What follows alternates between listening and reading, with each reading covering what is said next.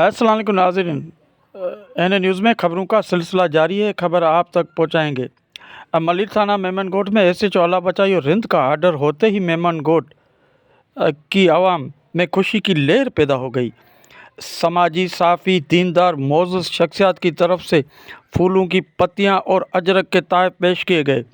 इस मौके पर मेमनगोट बच्चल बाग रिंद बिरादरी के रहनुमा अब्दुलसलाम रिंद, वडेरा अब्दुल रज़ाक रिंद, शाहिद ऐवान, मुमताज़ मक्सी, सद्दाम हुसैन मक्सी, फयाज़ हुसैन, यार मोहम्मद रिंद, साबका कौंसलर जमील अहमद मेमन लाशारी, बच्चल बाग के मोअज़्ज़ज़ गुलजार लाशारी, हकीम बाबू खासकली, मुनीर खासकली, ज़ाहिर खासकली दीगर ने अजरक के तोहफ़े और फूलों की पत्तियां निछावर की।